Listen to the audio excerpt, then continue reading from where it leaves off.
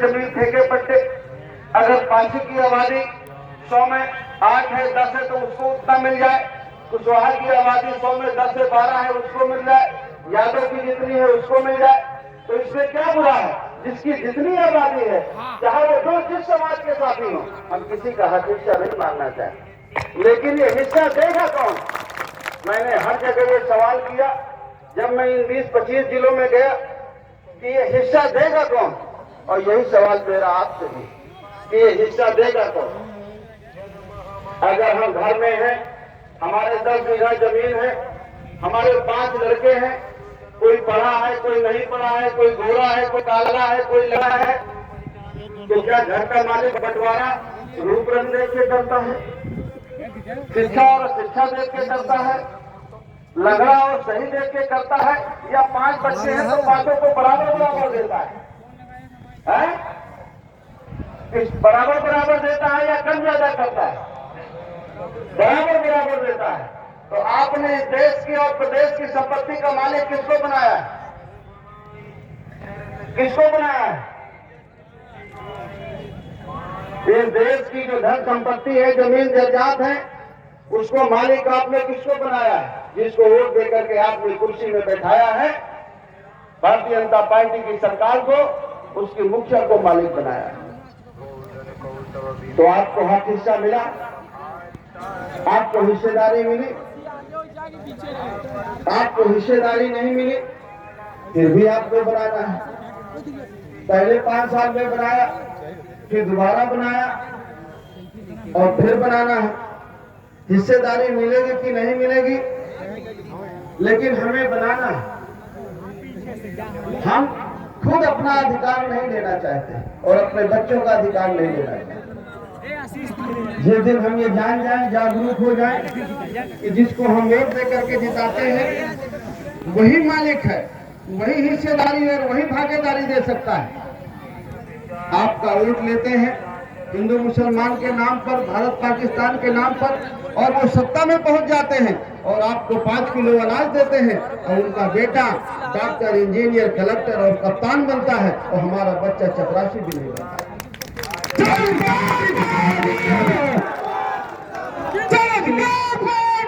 जिंदाबाद जिंदाबाद, माननीय प्रभु सिंह कुशवाहा जिंदाबाद जिंदाबाद जिंदाबाद।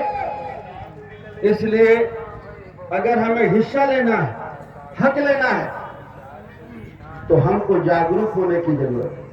हमारी समस्या का समाधान, हमारे बच्चों की समस्याओं का समाधान उनके पास नहीं है, हमारे पास है, आपके पास। वो ठीक हो जाए तो हमारी समस्या का समाधान नहीं होगा, हम ठीक हो जाए तो हमारी समस्या का समाधान हो जाए। अगर हम वोट देना उनको बंद कर दें, वोट वो हम ले लें, तो हमारी समस्या का समाधान हो।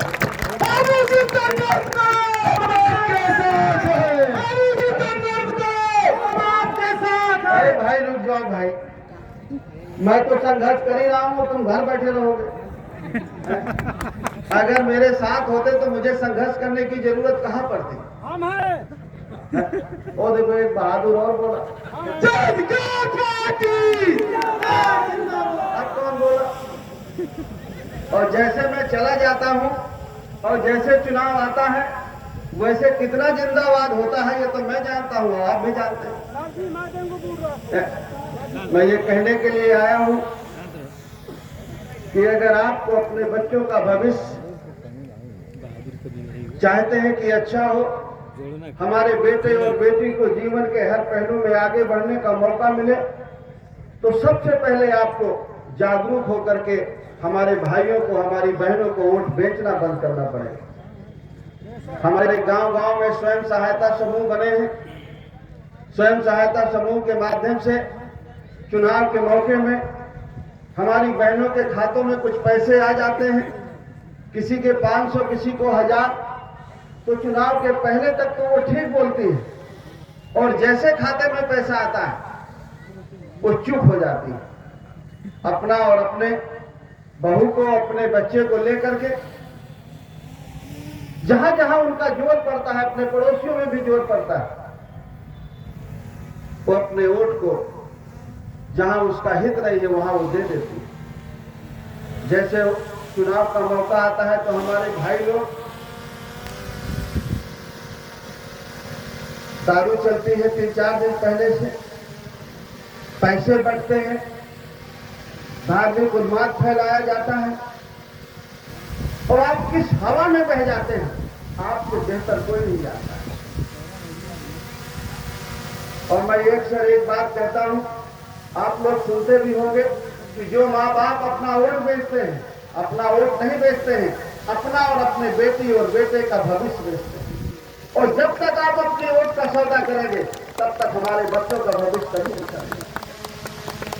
क्या हमारे और हमारे बच्चों का जीवन 5 किलो अनाज में कटेगा, 2-2 हजार करके 6,000 रुपया में कटेगा, गैस सिलेंडर में कटेगा, वही हमारे बेटे और बहू को मिल जाएगा, फिर उसके बेटे और बहू को मिल जाएगा?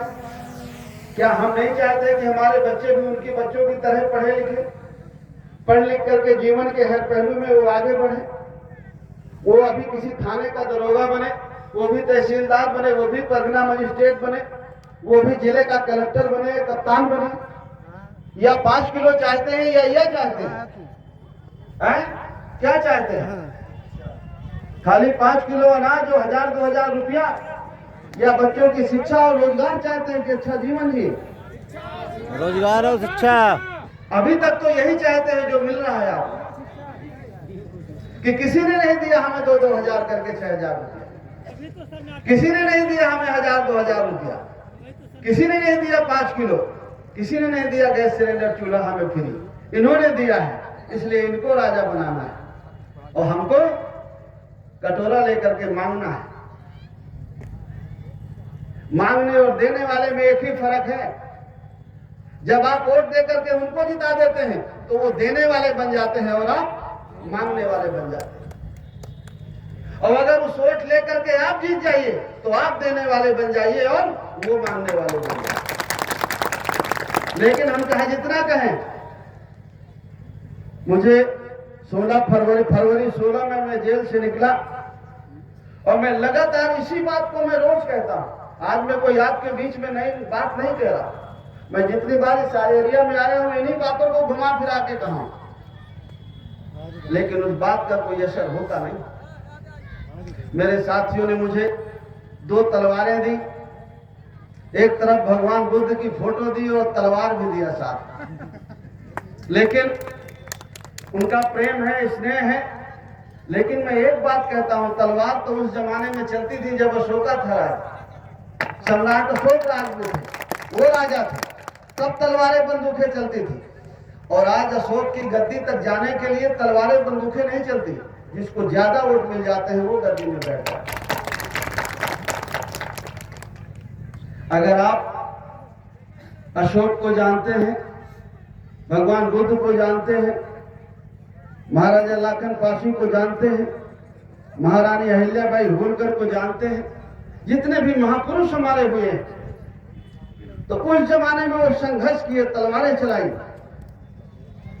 और जब शासन राज सत्ता बाद में चली गई हमारी, और जब बाद में अंग्रेजों का शासन आया, देश आजाद हुआ, तो हमारे महापुरुषों ने सोचा कि नहीं, राजशाही अच्छी नहीं, जिसको लोग चुने वो राजा बने, और जिंदगी भर के लिए ना बने, 5 साल के लिए बने। तब से हमारे देश में वोट पड़ता है, आप चुनते हैं राजा, जिसको ज्यादा वोट मिल जाते हैं वो राजा बन जाता है।